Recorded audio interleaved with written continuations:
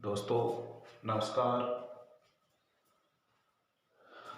आज हम आपके अपने YouTube चैनल मैथ गुरु BR सोहन में आप सभी मित्रों का स्वागत करता हूं।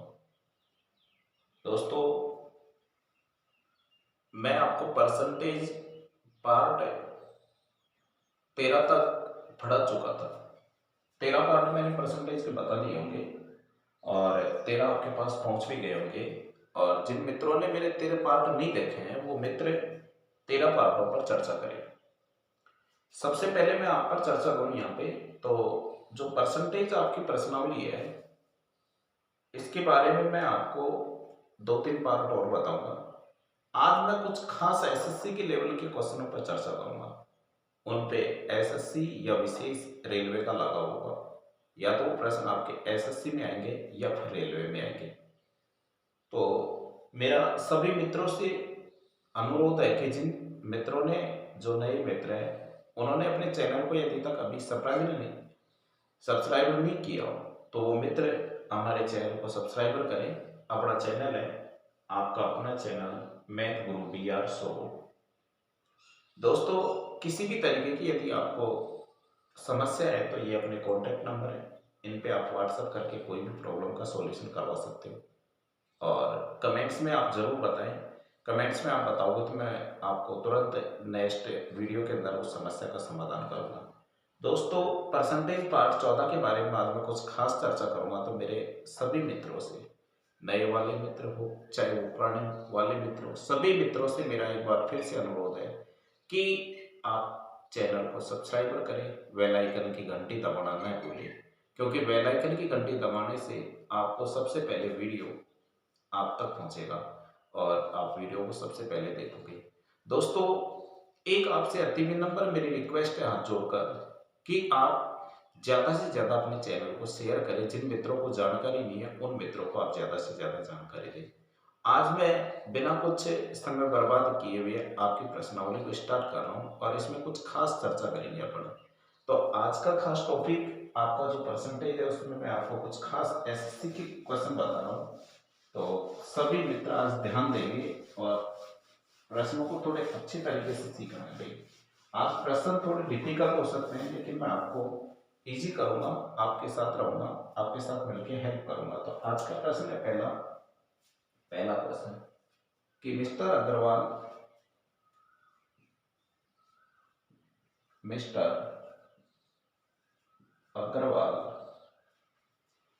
ने अपने धन का 30% भाग अपनी पत्नी को दे दिया। अपनी पत्नी को दे दिया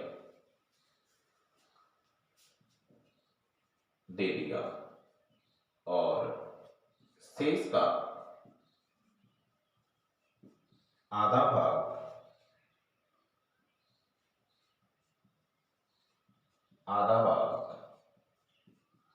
पुत्री को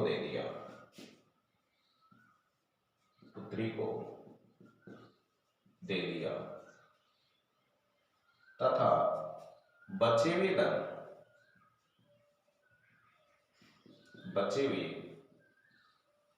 धन को अपने 5 पुत्रों में बराबर बांट दिया। अपने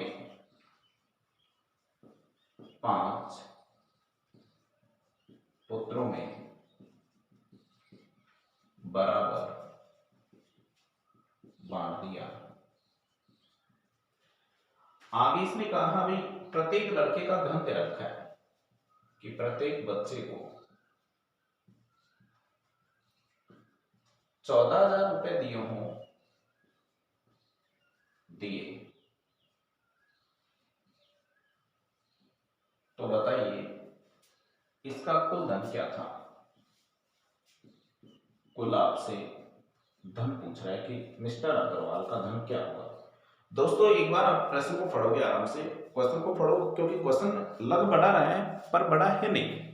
आप यदि प्रश्न को आसानी से समझोगे तो आपको आसानी से समझ में आ जाएगा।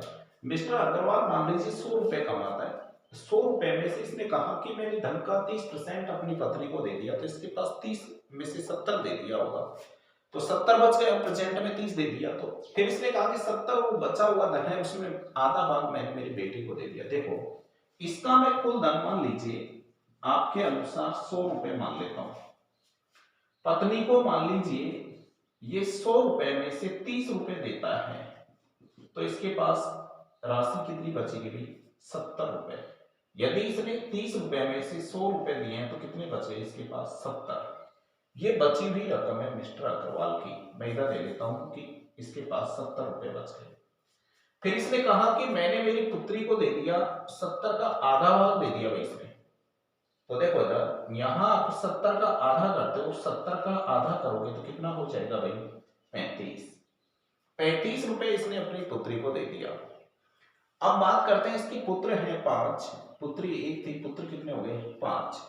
तो अब बचा हुआ धन इसके पास कितना बच गया भाई? 70 में से मान लीजिए आप लोग लोगे तो 35 रुपए बचेगा इसके पास, आधा जाने के बाद कितना बचेगा भाई? मान लीजिए 70 रुपए का आधा भाग आप निकालते हो यहाँ पे, या इधर निकाल लीजिए, आपको कोई दिक्कत ही नहीं आएगी बिल्कुल, कि 70 रुपए इसके पास बच रहे हैं जिसका 1/2, तो इसके पास कितना बच गया? 35। 35 इसने बेटी को दे दिया, तो 35 रुपए किसको दे दी इसने? पुत्र को।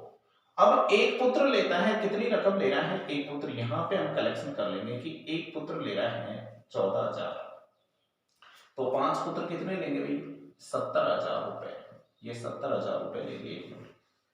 70,000, ये तो सिंपल सी बात है भाई, प्रत्येक पुत्र को उसने 14,000 दिए तो 5 पुत्रों को उसने 70,000। अब 70,000 उसने किसके बराबर दे दिया भाई? 35 के बराबर। मैं आपसे कहूं कि 100 के बराबर वैल्यूएशन क्या होगी, तो आप 35 का भाग दोगे तो कितना आ जाएगा? 1। किससे गुणा कर दोगे आप? 100 से। मिस्टर अग्रवाल की राशि आ जाएगी आपके पास। आगे बात समझ में आपको? देखिएगा एक बार फिर से समझ लीजिए कि 70,000 रुपए मान लीजिए वो देता है, तो 35, यहाँ 35 रुपए के बराबर 70,000 है, तो इनके बराबर 70,000 बटे क्या कर दो? 35। इसका 35 दूना 70। आपसे पूछे कि अग्रवाल का धन क्या है, तो 100% के बराबर आप बताओगे 2, 1 2 3 4 5, तो 1 2 3 4 5, ये अग्रवाल का क्या हो गया टोटल धन। आगे बात समझ में? फिर एक बार आपको समझ में नहीं आया तो मैं दोबारा रिपीट कर दूंगा, आप टेंशन मत करो बिल्कुल भी, लेकिन आप समझते रहिए।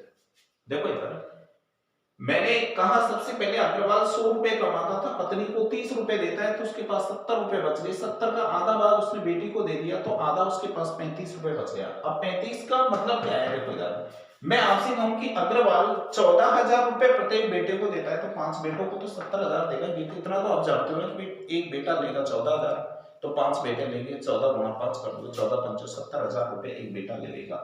यदि एक बेटा 70,000 रुपए 5 बेटों को माने, तो बेटों के पास रकम कितनी है? 35।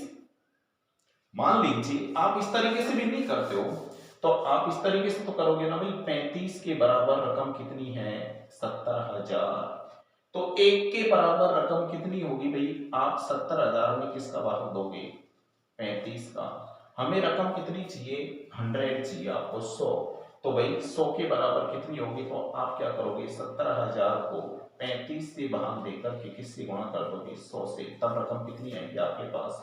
2 लाख रुपए। अब तो आपको आसानी से समझ में आ गया होगा ना क्वेश्चन। इस तरीके से इस क्वेश्चन को आपको हल करना है, काफी इंपॉर्टेंट क्वेश्चन है एसएससी के लिए, ध्यान रखना भी सभी दोस्त, क्योंकि ये एसएससी में आता है। ये क्वेश्चन मैंने एसएससी में काफी बार इस क्वेश्चन को देखा है, इसलिए मैंने आपको बार बार रिपीट कर रहा हूँ क्वेश्चन को।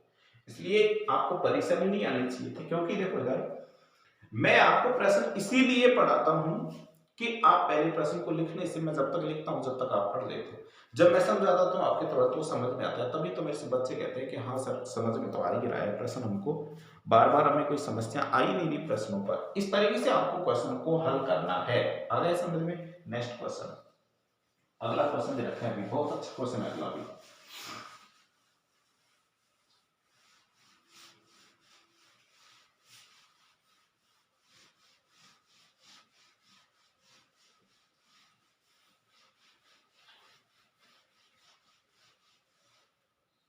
अगला क्वेश्चन है, एक विद्यालय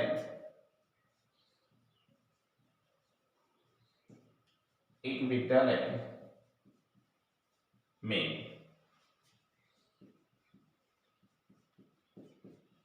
छात्राओं का 1/5 भाग तथा छात्रों का 1/4 भाग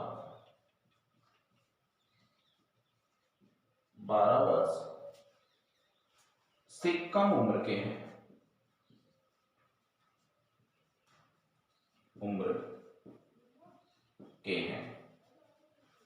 यदि विद्यालय में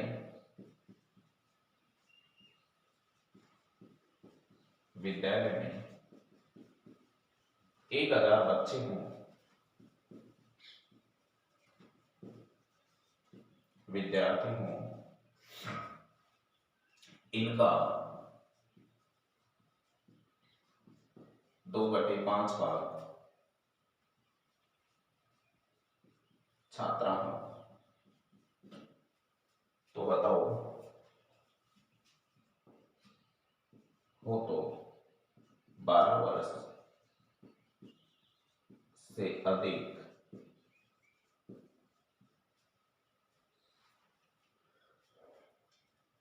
आयु का कितना प्रतिशत होगा? कितना प्रतिशत होगा? ये है क्वेश्चन आपका। अब देखिए भाई, पहले आप क्वेश्चन को समझो, उसके बाद में आपको पहले क्वेश्चन पढ़ लीजिए सभी बच्चे, फिर आपको समझ में आ जाएगा आसानी से, कोई दिक्कत नहीं है, कोई टेंशन लेने की कोई बात नहीं है। देखो प्रश्न आपको लग रहा है कि एक विद्यालय में आपको छात्राएं दे रखे होंगे, कोई दिक्कत नहीं है। एक मूल लाइन जो यहाँ पे देखो, प्रश्न को पढ़ लीजिए सभी बच्चे एक बार, कि एक विद्यालय के अंदर छात्राओं का 1/5 भाग और छात्रों का 1/4 भाग है, ये 12 वर्ष से कम के हैं। इसने कहा कि 1000 विद्यार्थी टोटल है। ये मेन लाइन है कि टोटल विद्यार्थियों की संख्या क्या है भाई साहब? 1000। अब इसमें आपके पास छात्र भी हैं और इसमें आपके पास क्या है भाई? छात्रा भी हैं। छात्र और छात्रा दोनों आ गई आपको। इसने कहा कि छात्राएं 2/5 भाग है, तो देखो इधर 1000 का 2/5 भाग निकाल लीजिए, 5 दूनी 10, यानी 400 विद्यालय के अंदर छात्राएं हैं, तो भाई साहब छात्र कितने हो गए? 600 हो गए। 1000 आप फिर से समझ लीजिए कि छात्र हैं 600। क्यों है?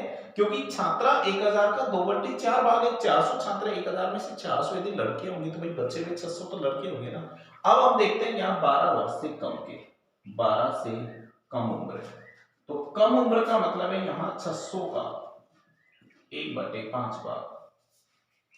इधर आप निकालोगे यहाँ पे तो 600 का, सॉरी 400 है ना, तो 400 का 1/4 भाग, ये तो 12 से कम के हैं। अब मैं आपसे कहूं भी 12 से अधिक के कितने होंगे, तो 12 से अधिक के निकाल लो। 12 से अधिक के परसेंटेज दोनों का पूछा जा सकता है दोस्तों, तो दोनों पे ध्यान दीजिएगा आप लोग।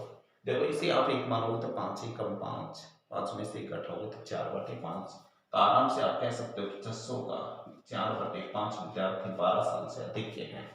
400 लड़कियों की बात की तो 400 लड़कियों का 3/4 भाग 12 वर्ष से अधिक की उम्र के हैं। मान लीजिए इसने अधिक का परसेंटेज, 12 से अधिक वाला परसेंटेज आपसे कंफर्म कर लिया। यहाँ पे अधिक वाला परसेंटेज पूछ लेता हूं, अधिक का निकालते हैं, कोई बात नहीं है। देखो इधर 5 एकम 5, 2 बच गया, 5 दूनी 10, 12 चौक 48, 480 हो गए। इधर आप 4 एकम 4 कितना हो गया? 300 हो गए। इधर निकालोगे तो, इधर आप 4 एकम 4 निकालोगे तो कितना हो जाएगा? 100 हो जाएगा। इधर आप निकालोगे तो 5 एकम 5 और 5 दूनी 10 कितना हो जाएगा? 120। मैं आपसे मान लीजिए दोनों ही चीज निकाल लेता हूं, इधर भी चलते हैं और इधर भी चलते हैं, हम दोनों चीज निकालते हैं। मान लीजिए मैं आपसे कहता हूं कि बताइए 12 साल का कम से प्रतिशत क्या होगा, तो आप यहाँ पे 220 बटे टोटल स्ट्रेंथ कितना है आपके पास? 1000। परसेंटेज में चेंज करना है, किससे गुणा करोगे? 100 से।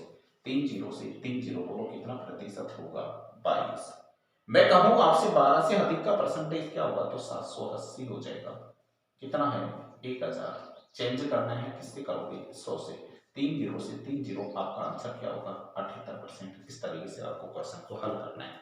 आपसे दोनों ही प्रश्न पूछे जा सकते हैं। अब ये नहीं कि दोनों एक साथ पूछेगा, लेकिन कभी आपसे 12 से कम का परसेंटेज पूछे तो आप 22% बताइएगा, क्योंकि प्रश्न आपसे 12 से अधिक का पूछे तो आप आराम से 78% बताइएगा। एक बार फिर से रिपीट कर देता हूँ मैं क्वेश्चन, सभी बच्चे अच्छे से देखिए, वीडियो को अंत तक देखिए। कोई भी समस्या है तो आप उसका कमेंट्स जरूर मार दे तुरंत, क्योंकि कमेंट से हम लोगों को पता लगेगा कि आप लोग भी अच्छे से वीडियो को देख रहे हो, अच्छे से आपको समझ में आ रहा है, और समझ में जहां नहीं आ रहा वहां आप मेरे से कंफर्म कर रहे हो। ये बिल्कुल करेक्ट बात है। आगे बात समझ में सभी को, इस तरीके से आपको डरने की कोई दिक्कत नहीं है, आराम से बताइए। देखो, आप लोग ज्यादा से ज्यादा सब्सक्राइबर बढ़ाइए। तो देखो इधर, यहाँ आपको दे रखा है एक विद्यालय है, उसमें छात्राओं का मान दे रखा है 1/5 भाग, छात्रों का भाग दे रखा है 1/4। इसने कहा कि टोटल स्ट्रेंथ आपके पास 1000, तो मूल चीज तो यही है कि स्ट्रेंथ आपके पास 1000 आ गई यहाँ पे। अब 1000 आपके पास स्ट्रेंथ है, उसके 2/5 भाग छात्रा है, तो मैंने 400 छात्रा निकाल दी, तो बच्चे भी 600 लड़के हो गए ना भाई साहब। 600 का 1/5 भाग यदि 12 साल से कम के हैं तो 4/5 भाग हो गए 12 साल से अधिक के। यदि 400 का 1/4 भाग 12 साल से कम के हैं तो 3/4 12 साल से अधिक के हो गए। कम हमने निकाला यहाँ पे तो आपको मिल गया 220 छात्र, अधिक हमने निकाला तो यहाँ मिल गया 780। मैंने कहा भी परसेंटेज आपका टोटल मान कितने पे निकलेगा, 1000 पर गुणा किससे करोगे, 100 से। इधर किस पे निकलेगा, 1000 पर गुणा किससे करोगे, 100 से। इस पे यदि 12 साल से कम का परसेंटेज पूछे तो बताइए 22%, 12 साल से अधिक का परसेंटेज पूछे तो बताइए आप 78%। कोई दिक्कत आपको किसी को? इस तरीके से आपको प्रश्न को हल करना है। नेक्स्ट क्वेश्चन अभी आपका अगला क्वेश्चन,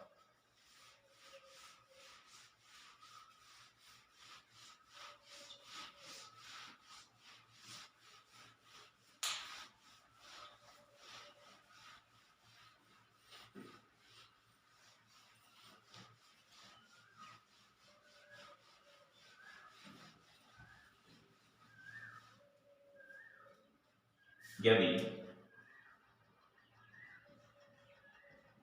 ए की आय का 10% बराबर बी की आय का 15% बराबर सी की आय का 20%, यदि एबीसी की आयु का योगफल, यदि एबीसी की आय का योगफल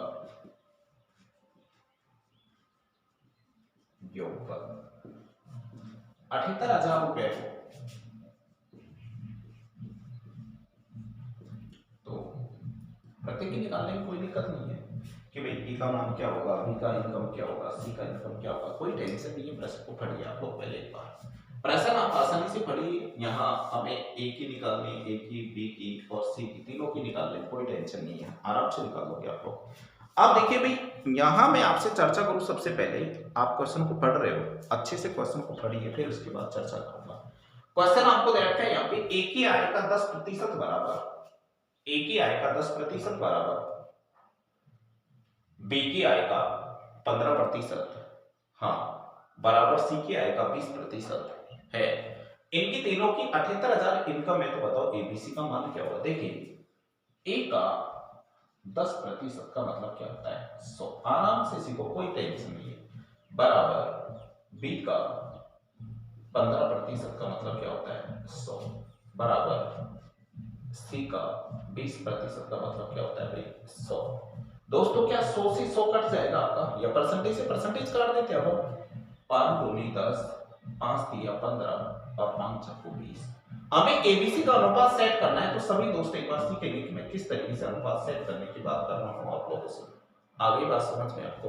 तो यहाँ ए, बी और सी। दोस्तों, मैं कहूं ए का मान हमेशा बराबर में उल्टा होता है, नहीं तो आपको अच्छे से पता है। तो ए का मान 3 ही होगा ना, 3 रख दीजिए। बी का मान क्या होगा भाई, 2।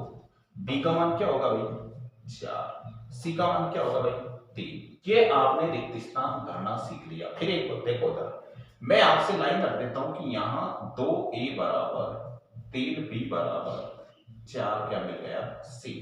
ए का मान क्या होगा, 3, ये रख दिया। बी का मान क्या होगा, 2, ये रख दिया। बी का मान क्या होगा, 4, ये रख दिया। सी का मान क्या होगा, 3, ये रख दिया। अब इन रिक्त स्थानों पे आप मान एडजस्ट कर लीजिए। इधर आप 2 है तो आप 2 रख दीजिए, इधर आपका 4 है तो 4, 2 4 3 12, 4 दूनी 8, 3 दूनी 6।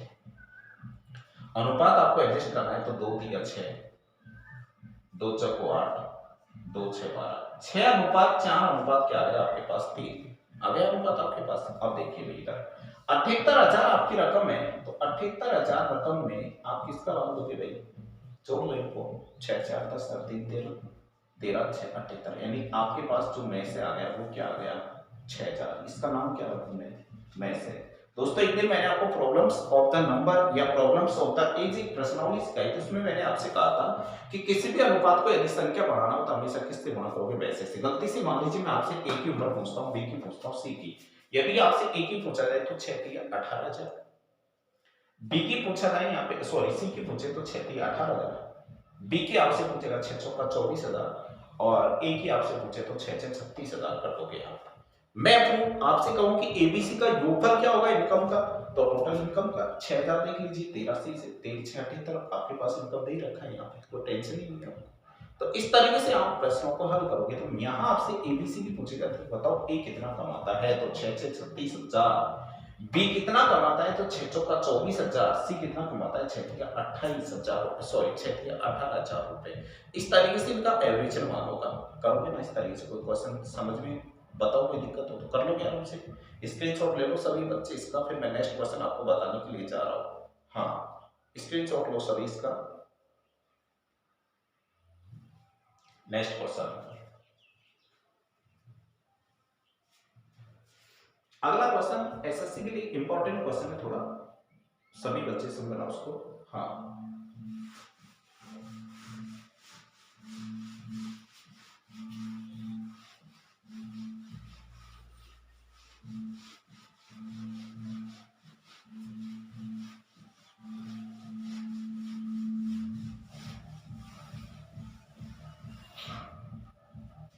मोहन, क्वेश्चन भी आपका, मोहन ने अपनी संपत्ति अपनी पत्नी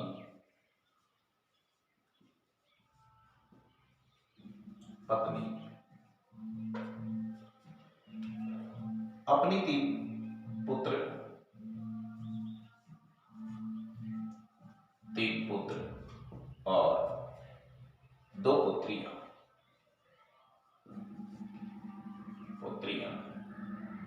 तथा 5 नाते 5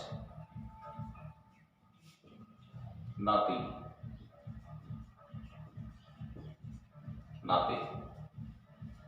को इस प्रकार बांटता है, को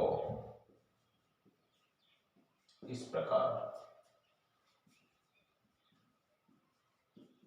बांटता है कि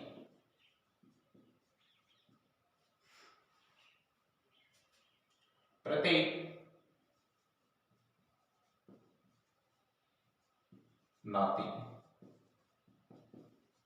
नातिन को प्रत्येक पुत्र का को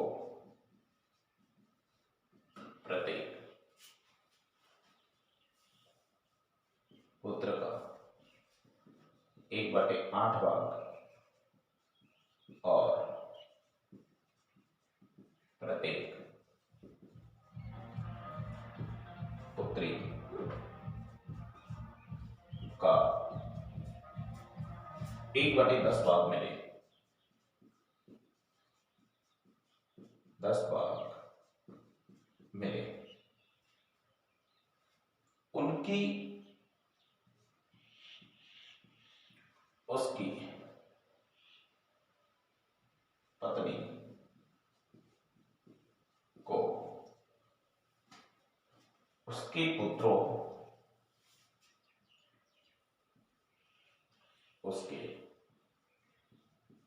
पुत्रों तथा पुत्रियों का 40% भाग मिले।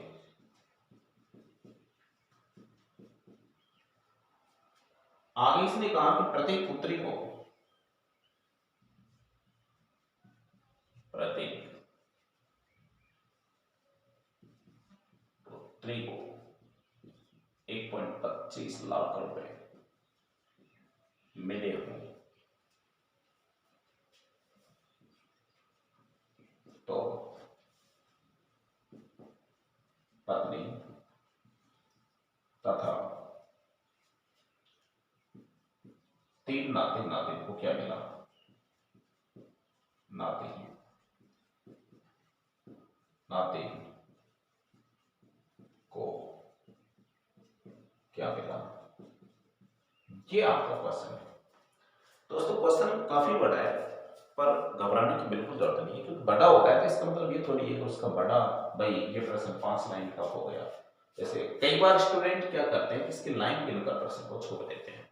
देखा है मैंने एग्जामों में ऐसा कि 1 2 3 4 5 या 5 लाइन का क्वेश्चन ये हमसे हल नहीं होगा, क्योंकि 5 लाइन का क्वेश्चन इसलिए हमसे हल नहीं होगा क्योंकि हम तो जनरल बच्चे रह गए ना। लेकिन ऐसी कोई बात नहीं कि 5 लाइन वाली कोई बात ही नहीं कर रहा वहां पे। देखो मैं आपको समझाऊं, यहाँ पे सिंपल बात करते हैं। सबसे पहले इसने कहा मोहन अपनी संपत्ति को पत्नी और पुत्र और 2 पुत्री 5 नाते नातिन बांटता है। भाई अपनी पत्नी है, उसके पास 3 पुत्र हैं, उसके पास 2 पुत्रियां हैं और 5 नाते नातिन है, उनको ये बांटने की कोशिश कर रहा है। तो ये 2 लाइन का तो कोई मतलब ही नहीं है। अब लाइन रहेगी प्रश्न के लिए 3। इसने कहा कि नाते नातिन को प्रत्येक पुत्र का 1/8 भाग, यानी पुत्र का 1/8 भाग लिख दो। यहाँ पे पुत्र का मैं सीधा हिंदी में लिखता हूं, समझ में आएगा। पुत्र का 1/8 भाग और पुत्री का 1/, यदि 10 भाग करते हो तो ये दोनों बराबर होता है। क्यों होता है कि उसने ये प्रश्न खुद ने कह दिया कि नाती नातिन को पुत्र और प्रत्येक पुत्री का 1/8 और 1/10 भाग देते तो प्रत्येक नाती नातिन को मिल जाएगा। तो यानी नातिन को चाहे तो पुत्री का 1/10 भाग दे दो और चाहे पुत्र का 1/8 भाग दे दो, बराबर हो जाएगा। इसलिए मैंने इन दोनों को बराबर समझ लिया। आगे इसने कहा कि उसकी पत्नी को उसके पुत्र और पुत्रियों का 40% भाग मिला। इसके बारे में चर्चा करेंगे, लेकिन पहले इसकी कंडीशन जान लेते हैं कि प्रत्येक पुत्री को 1.25 लाख रुपए मिला है। भाई साहब 1.25 लाख इसकी पुत्री को मिला है, ठीक है।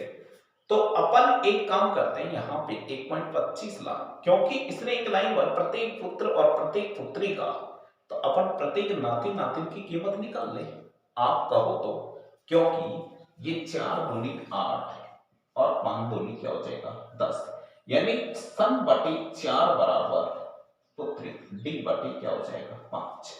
इनकी वैल्यू 4:5 के अनुपात में जानी जाएगी, यानी डॉटर मींस 5 होता है तो यहाँ 1 की वैल्यू में से निकल के आ जाएगी आपके पास। इसमें आप 5 का भाग दे दीजिएगा। 5 का भाग क्यों दो, क्योंकि पुत्री की कीमत 1.25 लाख रुपए है। इसकी वैल्यूएशन उसने दी है कि मोहन इसको 1.25 लाख रुपए देगा। अभी बात समझ में। तो 5 अनुपात आ रहा है तो यहाँ में से तो आ ही सकता है ना, में से आप निकालोगे तो यहाँ 5 दूनी 10, 5 25, 25,000 आ गया। 25,000 क्या है इसका नाम रख दीजिए में से। तो फिर पुत्र की कीमत निकाल दीजिए। 25 चकू 100, 1 लाख रुपए किसकी कीमत आ गई वही प्रत्येक पुत्र की। मैं कहूं कि पुत्री से आपने वहां एक किसकी कीमत निकाल दी, किसकी कीमत निकाल दी वहां पुत्र की। अब ये कहे कि आप नाती नातिन का निकालो तो या तो आप 1.25 का 1/10 भाग निकाल दीजिए, या फिर 1/8 का आप 1 लाख में से कैलकुलेशन कर दीजिए, मर्जी आपकी। फिर से मैं एक बार रिपीट कर देता हूं क्वेश्चन दोस्तों। आप 1 लाख का 1/8 निकालोगे तो प्रत्येक नाती नातिन की कीमत आ जाएगी या उनके धन आ जाएगा, और 1.25 लाख का 1/10 भाग निकालोगे तब भी आपके पास नाती नातिन का भी आ जाएगा। तो यहाँ आप नाती नातिन के भी वैल्यूएशन निकाल लीजिए। तो आप सीधा सीधा 1.25 आपके पास है, इसका 1/10 निकाल लो ना यार, क्या टेंशन है आपको। तो आप इसमें भाग दोगे यहाँ पे तो ये भाग इधर आ जाएगा, यानी 12.5 इसमें भाग दोगे, ये ऐसे कैसे लिख दो तो ये हो जाएगा आपका 12,500 लाख है, इसलिए बताऊंगा तो 12,500 रुपए नाती नातिन को मिलता है। एक को मिलता है 12,500, तो ज्यादा को क्या मिलेगा वो तो आप निकालोगे। एक बेटी को मिलता है 1.25 लाख, तो बेटी को क्या मिलेगा ये भी आप निकाल लोगे, और एक बेटे को मिलता है 1 लाख, तो वो बेटों को क्या मिलेगा वो भी आप निकाल लोगे। अब बात रह गई भैया पत्नी की। पत्नी की आप कैसे निकालोगे? तो पत्नी के लिए आपको क्या करना है, इधर देख लीजिए सभी बच्चे। पत्नी के लिए पत्नी की कंडीशन क्या है? पत्नी की कंडीशन है कि उसके पुत्र और उसकी पुत्रियां, कितने पुत्र हैं? 3 लाख हो गए भाई साहब। 2 पुत्रियां तो 1.25 लाख से 2.5 लाख हो गए, 2.50 लाख का 40% किसको मिलेगा? पत्नी को। तो पत्नी की कीमत यदि आपको लेनी है तो यहां से लीजिएगा 3 लाख प्लस 2.5 लाख का 40%, 40 बटे में क्या कर दोगे आप? 100। ये हो गया 5.5 लाख रख दो सीधा सीधा यहाँ पे। आप कहो 5.5 लाख कहां से आए पत्नी के वैल्यूएशन के लिए? एक बेटा 1 लाख रुपए देगा तो 3 बेटे कितने लेंगे भाई? 3 लाख। एक बेटी यदि 1.25 लाख लेगी तो 2 बेटे कितने लेंगे? 2.5 लाख। तीनों को जोड़, दोनों को जोड़िएगा, 3 और 2.5 को जोड़िए तो 5.5 का आप पॉइंट हटा दीजिए, इसमें जीरो सीधा सीधा समझ में आ जाए जिससे सभी को। एक जीरो से एक जीरो कट गया, 5 एकम 5, 5 एकम 5, 5 दूनी 10 हो गया। अब 4 पंजो 20 हो गया, 5 दूनी 10 हो गया। अब कितना बचा आपके पास? 1 बच गया, मैंने पॉइंट लगा दिया, 5 दूनी 10 हो गया। ये हो गया आपका 2.2 लाख रुपए या 2,20,000 रुपए। तो 2.2 लाख रुपए किसको मिल गया भाई? पत्नी को। ये भी क्लियर हो गया। दोस्तों मैंने पुत्र का निकाल दीजिए, पुत्री का हो गया, यहाँ पे नाती नातिन का भी हो गया। मैं कहूं नाती नातिन का क्या है? 12,500। मैं कहूं पुत्र का क्या है? 1 लाख। मैं आपसे कहूं कि यहाँ पे बेटी का क्या है, तो ऑलरेडी दे रखा है 1.25 लाख। आज पत्नी की बात करें तो 2.20 लाख। अब बात अटक गई, यहाँ पे प्रश्न क्या पूछ रहा है? तो प्रश्न आपसे कंफर्म कर रहा है कि पत्नी और 3 नाती नातिन। एक नाती नातिन 12,500 ले तो 3 कितनी लेंगे? 36, 37,500। इसमें करेक्ट कर दीजिए 37,500 रुपए, 37,500। आंसर लेने के लिए बता रहा हूं मैं आपको, प्लस कर दीजिए। तो 2,20,000 में 37,000 जोड़ोगे तो 47 और 57 तो ये हो जाएगा 2,57,500 रुपए। आपका फाइनल क्या माना जाएगा? आंसर। ओके, इस तरीके से आपको क्वेश्चन लेना है। आप क्वेश्चन को उतार लीजिए। काफी अच्छा क्वेश्चन है, थोड़ा बड़ा लग रहा था इसलिए थोड़ा डर हो गया आपके दिल में।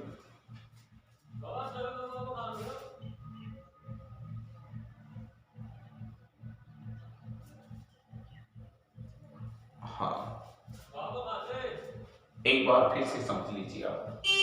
यहां आपको दे रखा है सबसे पहले कि मोहन अपनी संपत्ति अपनी पत्नी, 3 पुत्र 2 पुत्रियां तथा 5 नाते नातिन को इस प्रकार बांटता है कि वो यहां प्रत्येक नाती नातिन का, प्रत्येक पुत्र का 1/8 भाग, पुत्री का 1/10 भाग, उसकी पत्नी को यदि उसके पुत्र और पुत्रियों का 40% मिला हो। यदि प्रत्येक पुत्री को 1.25 लाख रुपए मिले हो तो बताओ पत्नी और 3 नाती नातिन को क्या मिलेगा? देखो दोस्तों, मैं यहां से बात स्टार्ट करता हूं। बात यहां से स्टार्ट होती है, खत्म कहां होगी वो मैं बता देता हूं आपको कि 1.25 लाख एक बेटी को मिलता है। इस बेटी की वैल्यू थी 5। यहां में से निकाला आप लोगों ने, बेटे का काम खत्म हो गया। इसमें 5 का मान दिया, 25,000 इसका में से आ चुका है। यदि 25,000 एक का मान है तो 4 का मान 1 लाख होगा ना, तो पुत्र की वैल्यूएशन कितनी आ गई? 1 लाख। अब बात नाती नातिन की स्टार्ट कर देते हैं। जब पुत्र हो गया पुत्री होगी तो नाती नातिन आपसे कहा कि यहाँ पे या तो 1 लाख का 1/8 भाग निकाल दीजिए या 1/25 का आप 10 भाग निकाल दीजिए। तो मैंने नाती नातिन के लिए 1/25 का 10 भाग निकाला तो 12,500 आ गया। 12,500 की बात करते हैं तो ये प्रत्येक नाती नातिन का आ गया। अब एक नातिन का कितना होगा? 12,500। 5 का कितना होगा? 5 से गुणा कर दो। 3 का कितना होगा? 3 से गुणा कर दीजिए। आप लोग आगे बात समझ में। अब इसने कहा पत्नी का हिसाब किताब कर दीजिए, तो उसने कहा कि मेरे 3 पुत्र दे रखे, देख लीजिए आप प्रश्न के अंदर। तो 3 पुत्र का 3 लाख हो जाएगा, एक पुत्र का 1 लाख है। तो फिर मैं कहूं कि एक पुत्री का 1.25 लाख है तो 2 पुत्रियों का 2.50 लाख हो जाएगा। इसमें काउंटिंग करोगे 3 और 2 5 हो जाएगा, 5 में 0.5 जोड़ोगे तो 2.50 हो जाएगा। 2.50 का 40% आप निकालोगे तो आपको मिल रहा है लगभग 2,20,000 रुपए। 2,20,000 रुपए पत्नी की स्पेशल यहाँ धन होगा मिस्टर अग्रवाल द्वारा या मोहन द्वारा दिया गया। आगे बात समझ में। अब इसने कहा कि मुझे पत्नी और 3 नाती नातिन को मैंने क्या दे दिया, तो पत्नी को इसने 2.20 लाख दे दिया, 3 नाती नातिन को 12,500 के हिसाब से 37,500 दे दिया। तो बताओ टोटल कितना देगा, तो आप 2,57,500 बता दोगे। आ गया होगा अब तो समझ में आपको, यहां बात जाके आपकी खत्म होगी। नेक्स्ट क्वेश्चन,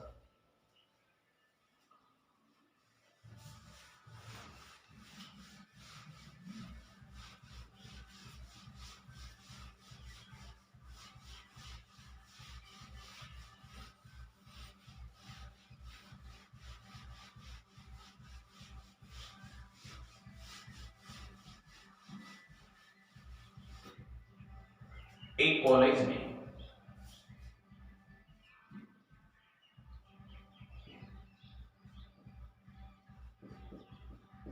कॉलेज में सभी छात्रों में से सभी छात्रों में से 12% छात्र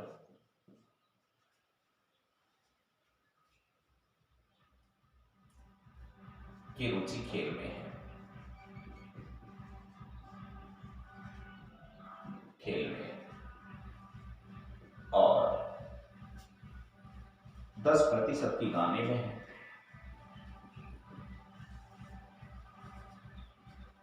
10% की गाने में रुचि है।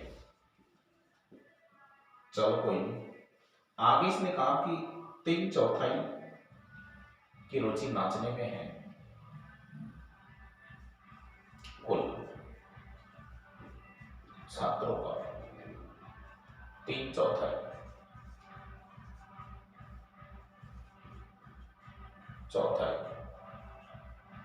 की रुचि नाचने में है, और 15 छात्रों, कोई भी एक्टिविटी, 15 छात्रों की रुचि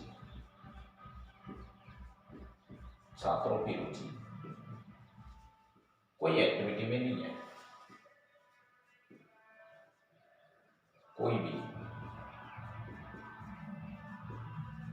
गतिविधि में नहीं है। तो बताइएगा कुल छात्र संख्या क्या होगी,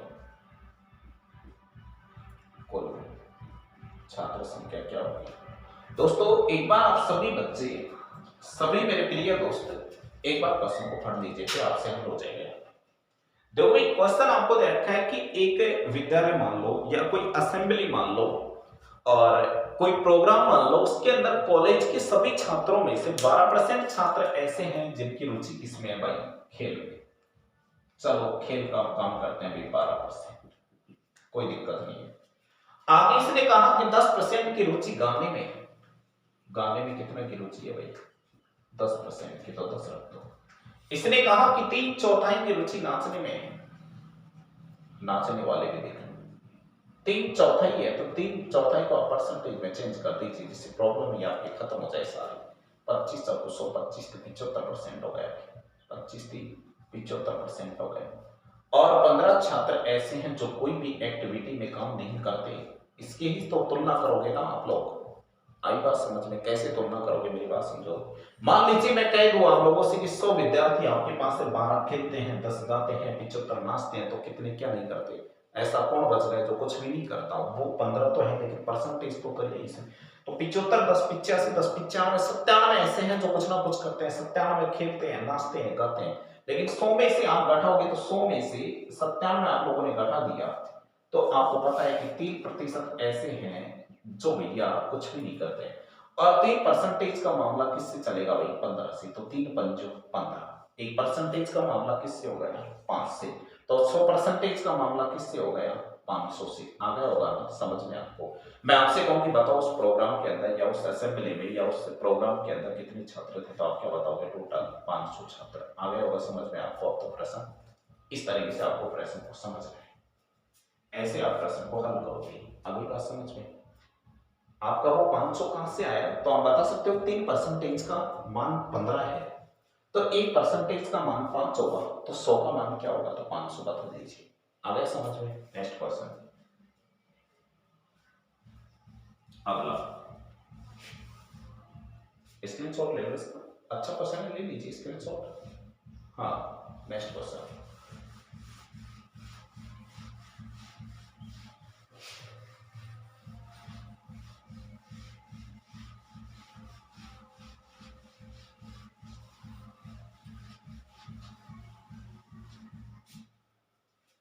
अगला क्वेश्चन जो दे रखा है वो क्वेश्चन है आपका, एक मेले में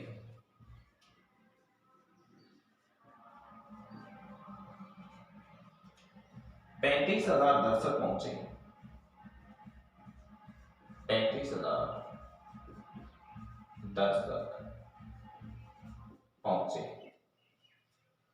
उनसे 9,50,000 रुपए एकत्रित किया गया, राशि प्राप्त की, ये रिसीव राशि है। इसने कहा यहां पे कि वयस्क से 40 रुपए, वयस्क से 40 रुपए, बच्चों से 20 रुपए और 10% निःशुल्क थे, निःशुल्क थे। तो बताओ मेले में बच्चे कितने थे, युवा कितने थे और निःशुल्क कितने थे? ये 3 प्रश्न आपसे किए जा सकते हैं, ठीक है? ऐसे आपसे क्वेश्चन पूछेगा। दोस्तों आप एक बार प्रश्न को पढ़ो, फिर हम बात को स्टार्ट करते हैं। आप प्रश्न को पढ़ लीजिए, सभी बच्चे एक बार क्वेश्चन को अच्छे से पढ़ लीजिए भाई साहब। यदि आप क्वेश्चन अच्छे से पढ़ लोगे तो आपको बहुत अच्छे से ये समझ में भी आ जाएगा, ये मेरी गारंटी है 100%। एक मेले में 35,000 दर्शक पहुंच गए, पैसा उनसे 9,50,000 इकट्ठा कर लिया गया, उनसे राशि इकट्ठी कर ली। कोई भी युवा यदि जाता है तो 40 रुपए वो किराया देता है उस मेले में घुसने का, एंट्री गेट है, गेट पे एंट्री करने का पैसा लिया गया है।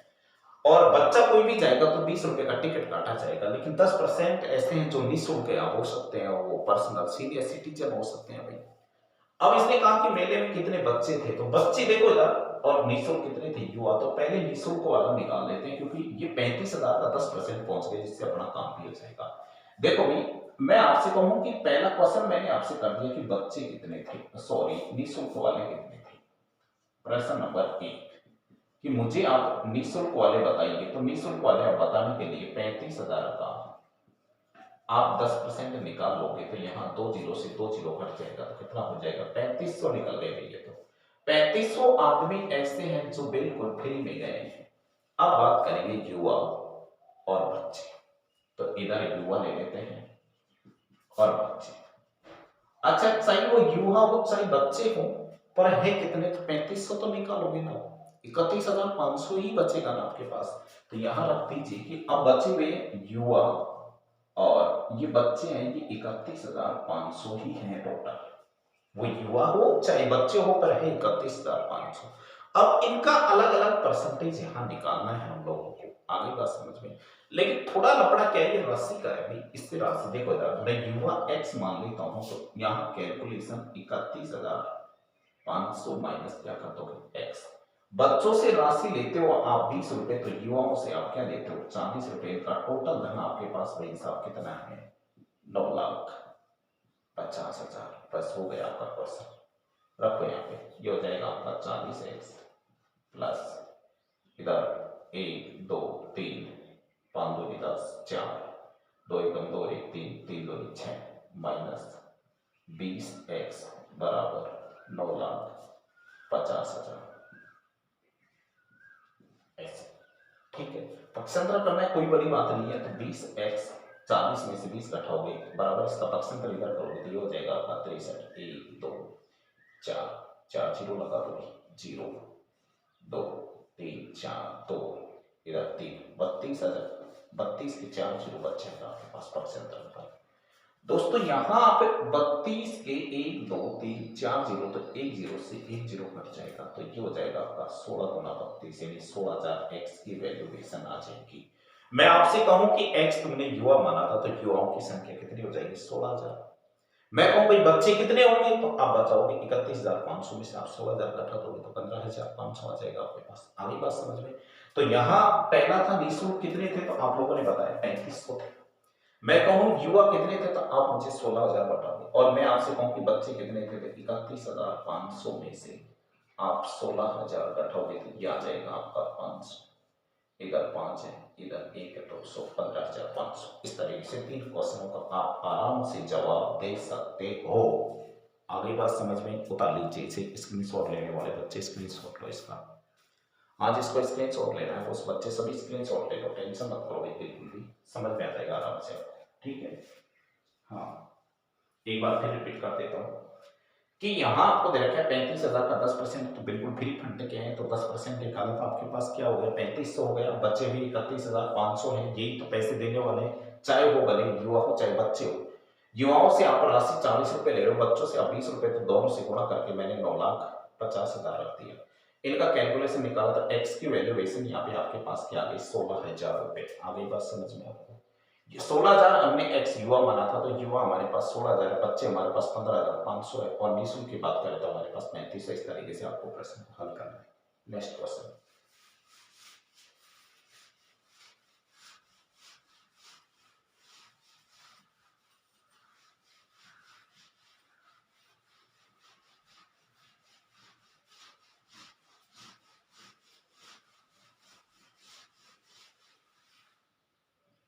अगला क्वेश्चन है, एक विद्यालय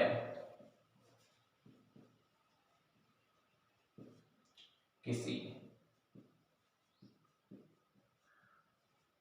विद्यालय में लड़के तथा लड़कियों का अनुपात 3:2 के अनुपात में है।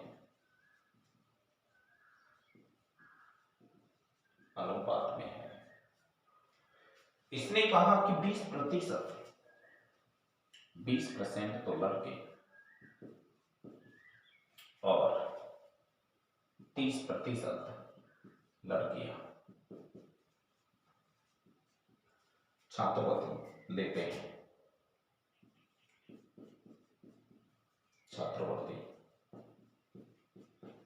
हैं। तो कितने प्रतिशत छात्रवृत्ति नहीं लेते? छात्रवृत्ति नहीं लेते हैं। ये है क्वेश्चन आपका। दोस्तों एक बार क्वेश्चन पढ़ो, कोई खास क्वेश्चन है, अच्छा है। ग्रुप डी वाले बच्चे ध्यान रखना भाई, इस प्रश्न पर ग्रुप डी वाले ज्यादा ध्यान देना, क्योंकि ये प्रश्न है ग्रुप डी लेवल का। अगली बात समझ में आपको? ये ग्रुप डी का ही है क्वेश्चन, ये ध्यान रखना आप लोग। हाँ, अब देखो इधर मैं आपसे बात स्टार्ट करूं, सबसे पहले मैं चर्चा कर देता हूं कि किसी विद्यालय के अंदर लड़के और लड़कियां रहते हैं। देखो इधर ये लड़के हैं और ये लड़कियां हैं, इनका अनुपात 3:2 क्या रखा है? 2। कुछ इसमें ऐसे हैं जो छात्रवृत्ति लेते हैं, छात्रवृत्ति लेने वाले, और कुछ ऐसे हैं जो छात्रवृत्ति नहीं लेते हैं, तो न लेने वाले। देखो भाई ये 3-2 से आपको प्रॉब्लम हो सकती है, तो मैं सीधा सीधा इसका मान 300-200 मान लेता हूं। 100 मानना राशि से आपको आराम से समझ में आ जाएगा, कोई टेंशन वाली बात नहीं है। आगे बात समझ। इसने कहा कि लड़कों का जो 20% लड़के हैं, 300 का 20% ऐसे हैं जो तो छात्रवृत्ति देते हैं, तो भाई 300 का 80% ऐसे होंगे जो छात्रवृत्ति नहीं लेते होंगे। करंट बात है ना ये तो। 200 का 30% लड़कियां छात्रवृत्ति लेती हैं, तो कितने परसेंट नहीं लेती हैं? 200 का 70% लड़कियां बिल्कुल नहीं लेती। अब मैं आपसे लेने वालों का परसेंटेज पूछूं तो वो भी बताइए, न लेने वालों का पूछूं तो वो भी बताइए। प्रश्न का जवाब जैसा है वैसा दीजिए। आगे बात समझ में? दोस्तों यहाँ 2 जीरो से 2 जीरो, इधर भी 2 जीरो से, इधर भी 2 जीरो से, इधर 2 जीरो, तो 8 या 24, 240 लड़के ऐसे हैं जो छात्रवृत्ति नहीं लेते हैं। इधर 7 दूनी 14, 140 लड़के ऐसे हैं जो छात्रवृत्ति नहीं लेते हैं। इधर आप 20 दूना 60 और इधर भी आप करोगे तो ये 20 दूना 60, 60 और 60 कितना हो जाएगा 120। कितने में से है लेकिन 300, 200, 500 में से, और गुना किससे करोगे 100 से। चलो नए लेने वालों की बात करके मेन प्रश्न हमारा ये था। इधर 200, 300, 380 हो जाएगा तो 380 बटे 500 गुना क्या कर दोगे आप 100। चलो भाई कोई बात नहीं, 2 जीरो से 2 जीरो, इसका इधर ले लेते हैं 5 दूनी 10, 2 बच गया 5 चौको 20, 24% ऐसे हैं जो छात्रवृत्ति लेते हैं। मैं आपसे कहूँ 2 जीरो से 2 जीरो, 5 7 35, हाँ भाई 3 बच गया, 5 6 30, 76% ऐसे हैं जो छात्रवृत्ति नहीं लेते हैं। यही आपसे क्वेश्चन का आंसर पूछा गया है। आ गया होगा समझ में सभी को? हाँ, एक बार फिर से समझो। क्वेश्चन आपका था कि एक विद्यालय के अंदर लड़के लड़कियां दे रखे, उनका अनुपात 3:2। मैंने कहा 300 200 मान लो, 3000 2000 मान लो, 5000 10,000 मान लो, क्या टेंशन है, अनुपात बनना चाहिए 3:2। आगे मैंने कहा इसमें कि भाई 300 का 20% लेने वाले हैं छात्रवृत्ति लड़के, ये तो 80% सिंपल सी बात है, नहीं लेने वाले होंगे भाई साहब। 200 का 30% यदि लेने वाले हैं तो 200 का 70% नहीं लेने वाले हैं। इधर 60 में 120 पर कलेक्शन तो पूरा पक्का 500 पे ही होगा ना। इधर हमने काउंटिंग किया तो यहाँ पे 380 आ गया, पर कलेक्शन तो यहाँ भी 500 पे ही होगा ना। दोनों का परसेंटेज आपने चेंज किया तो 100 से गुना कर दिया, इसका 24% तो ऐसे हैं जो छात्रवृत्ति लेते हैं और 76% ऐसे हैं जो छात्रवृत्ति नहीं लेते हैं। आ गया समझ में? नेक्स्ट क्वेश्चन देखिए, स्क्रीनशॉट ले लो सभी बच्चे इसका एक बार। हाँ, स्क्रीनशॉट ले लो भाई, फिर नेक्स्ट क्वेश्चन। ठीक है,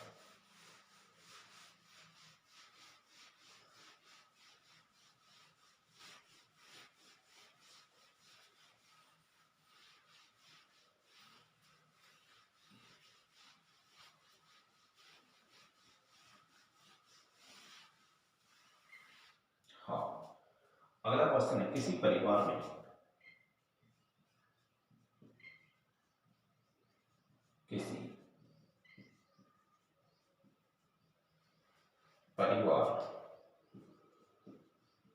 के चावल,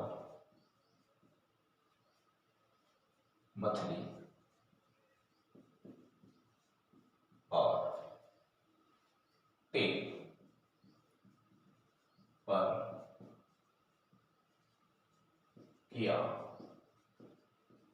जाने वाला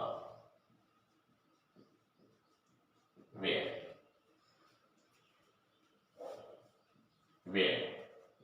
12:17:3 है।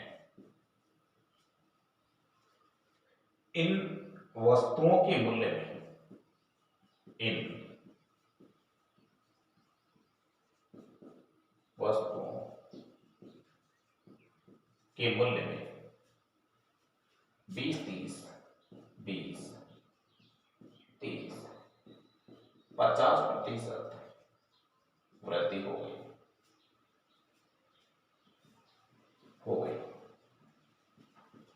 तो बताओ परिवार के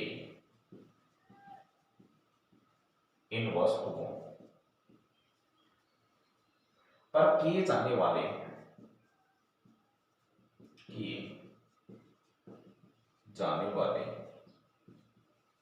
व्यय में कुल वृद्धि कितनी होगी? में कुल वृद्धि क्या होगी? दोस्तों यहां परिवार चावल खाता है, सभी दोस्त चावल, मछली और देखिए भाई फटो प्रश्न को एक बार, सभी दोस्त एक बार प्रश्न को फट लीजिए, आप बिल्कुल टेंशन मत करो, बिल्कुल। देखो भाई यहां आपको दे रखा है एक परिवार की चावल, मछली, तेल पर किए जाने वाला व्यय आपको 12:17:3 दे रखा है। आप समझ गए होंगे कि 3:2 की जगह मैं यहाँ 1200, 1700, 300 करूंगा तो बिल्कुल भी टेंशन नहीं लेना है। लेकिन ये पहले का खर्चा है, तो पहले का खर्चा और आज का खर्चा जो आएगा उसके लेवल पे हम बात कर लेंगे, क्या टेंशन है आपको? बिल्कुल भी टेंशन नहीं है। देखो भाई 12 अनुपात है तो इससे 1200 मान लीजिए, 1200 रुपये खर्च करता है ये चावल खरीदता है 1200 रुपये के, 1700 की मछली खरीदता है, 300 रुपये का तेल खरीदता है। ऐसे समझो ना, आपको समझ में आ जाए ऑटोमेटिक ही प्रश्न। इसने कहा कि आज ये महंगा हो गया, तो महंगा हो गया तो 1200 का 20% में वृद्धि होगी, तो 1200 का 120 का रुपये का आने लगता है। 1700 का आप निकालोगे तो 1700 का 30%, तो 130 बटे में आपका 100 हो गया। और भाई साहब आप यदि 50% की वृद्धि करते हो तो 300 का 150 बटे में आपका 100 गए कि आज खर्च करता है ये परिवार। कितना खर्च करता है इसे देख लेते हैं भाई साहब एक बार। चलो 2 जीरो से 2 जीरो, 2 जीरो से 2 जीरो, 2 जीरो से 2 जीरो, 12 12 144, 1440 रुपए खर्च करता है ये परिवार आज। इधर 13 7 91, 9 13 एकम 13 और 9 आपका कितना हो जाएगा 13 एकम 13। हाँ 9 काउंटिंग करोगे तो 7 20 और 2 जोड़ोगे तो 22 हो जाएगा, और 1 जीरो लगाओगे तो 2210 रुपये हो जाएगा। 15 3 45 450 रुपए की हो गया। अब ये कह रहा है कि इन परिवारों में किए जाने वाले व्यय में कुल कितनी वृद्धि होगी, इन परिवारों में पहले और आज में कुल वृद्धि कितनी होगी, तो इससे इसकी वृद्धि का कलेक्शन करोगे ना आप लोग, आगे बात समझ में आपको तो करिएगा। भाई यहां आप करोगे, मान लीजिए अब या तो आप इसमें जीरो हटा के चलो या जीरो लगा के चलो, टेंशन बिल्कुल भी नहीं लेना। तो यह हो जाएगा आपका 1000 2000 3000 और 3200, 3200 रुपए तुम पहले खर्च करते थे, चलो आज खर्च करते हैं क्योंकि डिफरेंस निकालोगे तभी तो आपके पास परसेंटेज आएगा। इधर 2000 3000, 3000 के बाद में 400 400 800 1000 हो गया, तो ये हो जाएगा 4000 4050 और 4100 हो गया भाई 4100। ठीक है, इसमें आप बटे करोगे और आप 3200 का भाग देके कलेक्शन किस पे करोगे 100 पर। आगे बात समझ में, इसका डिफरेंस 900 होता है भाई, 900 में आप 3200 का भाग दे दीजिए, गुणा किस पे कर दोगे 100 से, 2 जीरो से 2 जीरो का 4 8 32 हो गया, 4 दूनी 8 हो गया, 1 बच गया, 4 दूनी 8 तो बच गया, 4 5 20। ठीक है, 8 का भाग दो, 8 दूनी 16 हो गया, कितना बच गया भाई 6 बच गया, 6 लगा दो, 8 अंटे 64 हो गया। 28 सही 1 बटे 8 परसेंटेज आपका प्रश्न क्या होगा मान, ये इस क्वेश्चन का आंसर होगा। आगे बात समझ में आपको, इस तरीके से आपको क्वेश्चन करना है। ठीक है, हाँ नेक्स्ट क्वेश्चन देखोगे, अगला क्वेश्चन स्क्रीनशॉट ले लो इसका।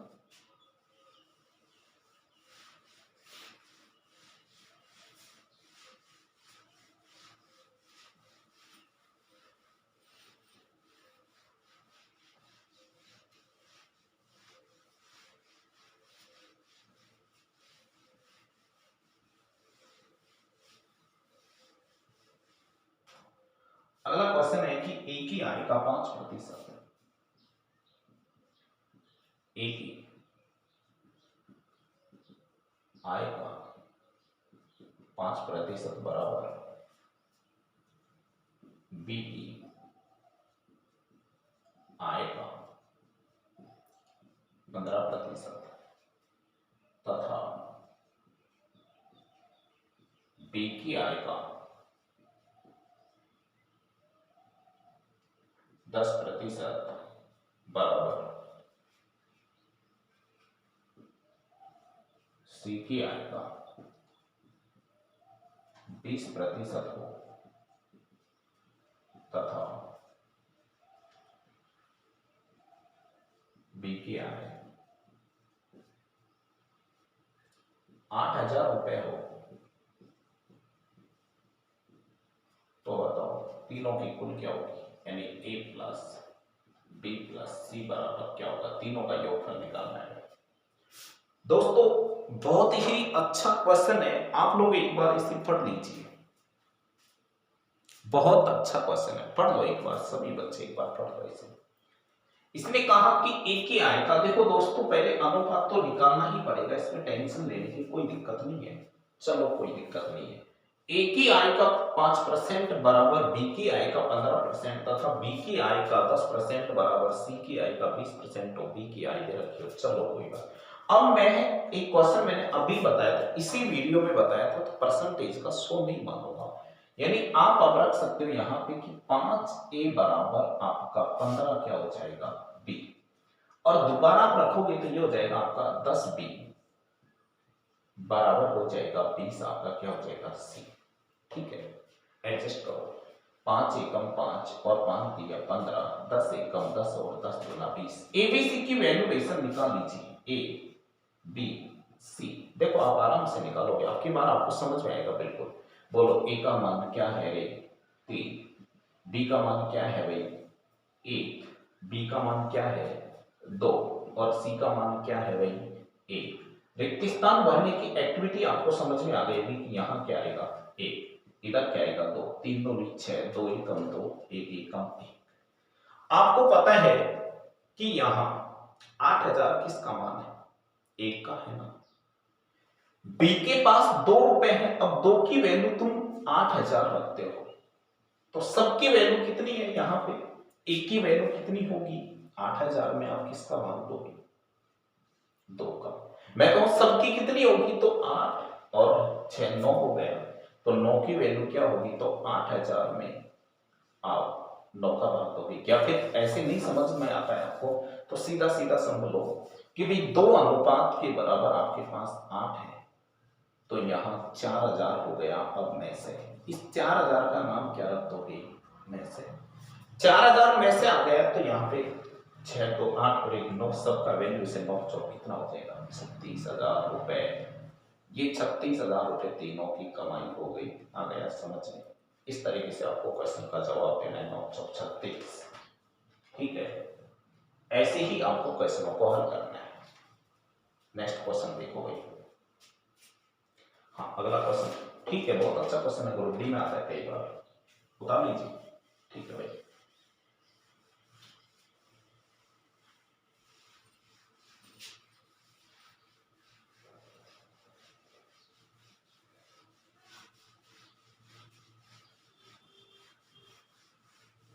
अगला क्वेश्चन इसने दे रखा है कि एक मशीन का मूल्य है, एक मशीन का मूल्य 1 करोड़ है। कंपनी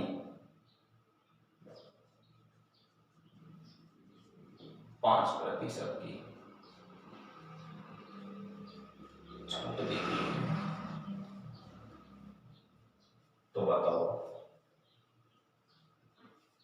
छूट की राशि क्या होगी। ये है क्वेश्चन आपका। देखो इधर आप सबसे पहले प्रश्न समझोगे, उसके बाद में आपको चर्चा समझ में आएगी यहाँ पे कि मशीन की कीमत आपको 1 करोड़ दे रखी है। इकाई, दहाई, सैकड़ों, हजार, 10,000, लाख, 10 लाख और करोड़। इकाई, दहाई, सैकड़ों, हजार, 10,000, लाख, 10 लाख और करोड़। 5% छूट देती है, तो छूट में कितने रुपए दे रही है, तो प्रतिशत का मतलब क्या हो गया 100। 2 जीरो से 2 जीरो काट दो 5, 1 2 3 4 5, 1 2 3 4 5, ये छूट के रुपए आ गए। अब गिन लो आराम से, इकाई, दहाई, सैकड़ों, हजार, 10,000, लाख, तो कितने लाख रुपए की कंपनी छूट कर रही है 5 लाख रुपए की। ऐसे भी आपको क्वेश्चन करना पड़ेगा। आगे बात समझ में आपको, इस तरीके से आपको क्वेश्चनों को हल करना है, काफी ठीक क्वेश्चन है। आगे बात समझ में आपको। हाँ, ऐसे आपको प्रश्नों के क्या देना है भाई साहब जवाब। बहुत अच्छा क्वेश्चन है, आ जाता है कई बार ग्रुप डी के अंदर। ठीक है, आ गया ना समझ में आपको। बाकी इसमें नेक्स्ट में वीडियो में देखूंगा, अगले वीडियो में और क्वेश्चन बताऊंगा और भी अच्छे क्वेश्चन बताऊंगा। तो दोस्तों ये मेरा निवेदन है कि आपको यदि मेरा वीडियो पसंद आया, आज आप लोगों ने मेरा वीडियो यदि पसंद किया हो तो इसको लाइक करें। दोस्तों यदि आपको ये मैथमेटिक्स समझ में आ रही हो तो आप सब्सक्राइबर करें। बेल आइकन की घंटी दबाना न भूलें, क्योंकि बेल आइकन की घंटी दबाने से ये लाभ होगा कि जो भी वीडियो मैं डालूंगा सबसे पहले आप तक पहुंचेगा। आगे बात समझ में? और फिर से मैं एक बार आपके अपने YouTube channel math Guru B are सोगुन में मैं आप सभी मित्रों का दिल के अंतरात्माओं से स्वागत करता हूं। दोस्तों, जो भी मेरे नए दोस्त हैं वो ज़्यादा से ज़्यादा इस वीडियो को शेयर करें, सब्सक्राइबर करें। आप यदि सब्सक्राइबर करोगे तो इससे हमें कोई पैसा नहीं मिल जाएगा। हमसे यही होगा कि भी ज़्यादा बच्चों तक ये चीज़ें पहुँचे, ज़्यादा बच्चे इन्हें देख सकें। क्योंकि ज़्यादा बच्चे जितने ज़्यादा बच्चे देखेंगे उतना ही ज़्यादा लाभ होगा। क्योंकि ये शिक्षा वो चीज़ है कि आप जितना इसे खर्च करोगे, जितना इसमें टाइम वेस्ट करोगे, उतना ही आपको लाभ मिलने वाला है। ये मेरी पक्की गारंटी है।